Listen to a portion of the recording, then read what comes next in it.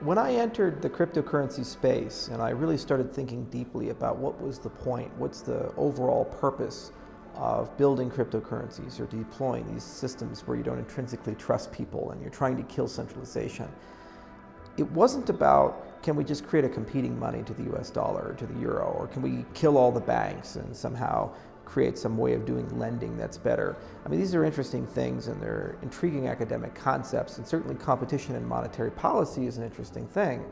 But the reality is that whether you like the system or dislike the system the Western world has, there's a lot of people who live in very bad systems. About 3 billion people are unbanked, and as a consequence of not having good identity infrastructure, good financial infrastructure, they don't have the ability to climb out of poverty without a considerable amount of assistance or leaving their country, which creates brain drain.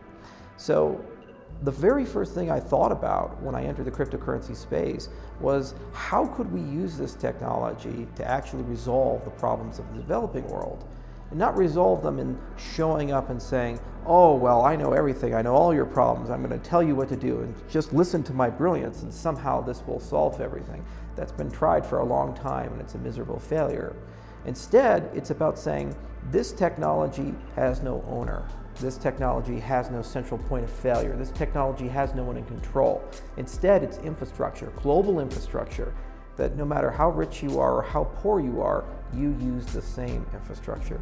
It's almost like the subways of New York. You have one of the richest men in the world, Bloomberg, on it, and then you have homeless people on it. They're using the same infrastructure. So this is basically the same concept when you're talking about cryptocurrencies.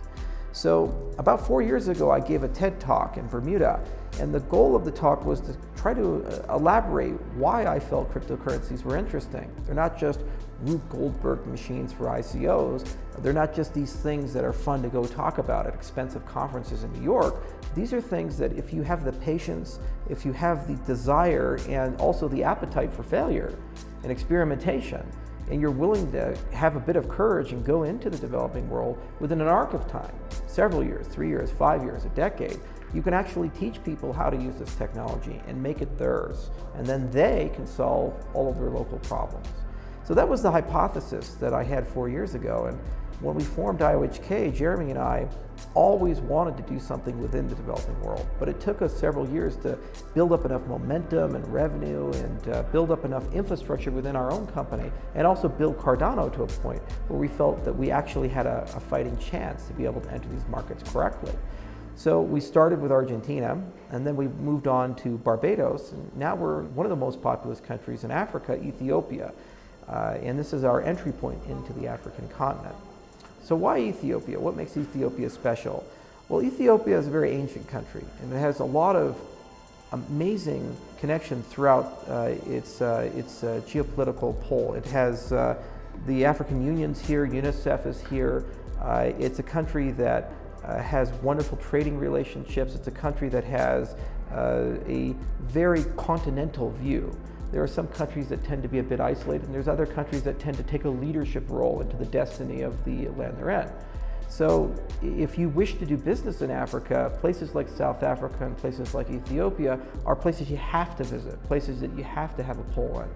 So we decided that this would make sense to start and build a beachhead and build up a great network of entrepreneurs, developers, and projects that we feel could really showcase the value proposition of our technology. Another reason why we chose Ethiopia is Ethiopia still has a lot of impoverished people. About a quarter of the country lives in extreme poverty or near extreme poverty. There's still significant infrastructure problems. There's still a very sizable proportion of people who are unbanked. And it's a big humanitarian crisis in a certain respect.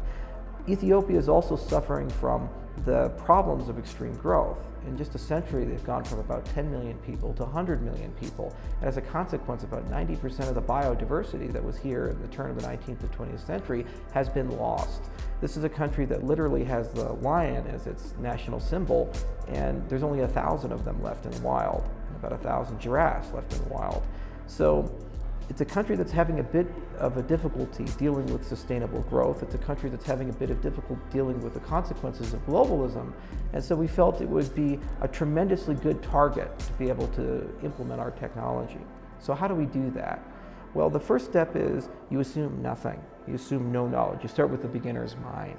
and you just say, let's find some good people to work with. So you partner with the university, with the ministries of science and technology, and then you say, give me your best students.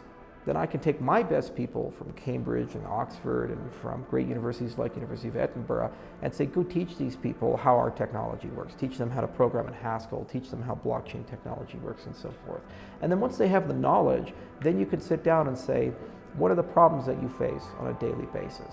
For example, Ethiopia is one of the largest coffee producers in the world, and the agri-tech business here is really what sustains the country. And despite the fact that coffee is a huge cash crop for the country, it's a really dreary state of affairs. Most farms are a hectare or so in length. There's about 1.5 million people who grow coffee, and they get inconsistent quality. There's all kinds of problems in the supply chain. There's unsustainable practices in coffee growing. For example, a lot of trees that should be stumped aren't. And as a consequence, people just barely get by. And if there's any bad growing season, it causes a huge amount of problems. So it would be wonderful to be able to say, boy, could we insert a blockchain for supply chain management? Can we create better systems to create cooperatives of farmers and allow them to get proper identities so they can use that for credit and they can use that for insurance and also for prepayments to stump trees, for example. These small changes in some cases could increase yields by 200 to 300% and also allow them to get more consistent, less volatile pricing on coffee. Most people say, well, that's a little bit more money, but for people here, that's the difference between starvation and the difference between not only being able to survive, but also thrive and be able, generation by generation, to get better educated and to build actual wealth and climb out of poverty.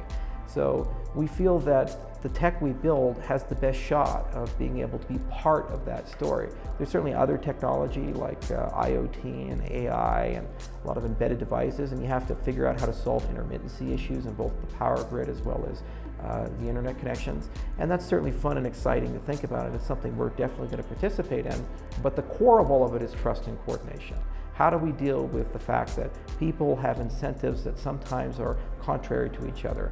The buyer always tries to defraud the seller always tries to defraud the buyer, and business relationships are predatory or on the short term.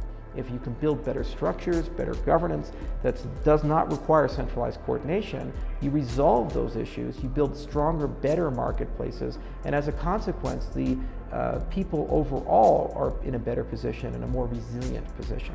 Furthermore, once you have this infrastructure in place, you can have more evolved conversations about conservation and sustainability and ecological sustainability, so that we don't have to continue to destroy our environment. We don't have to continue to watch species after species go extinct.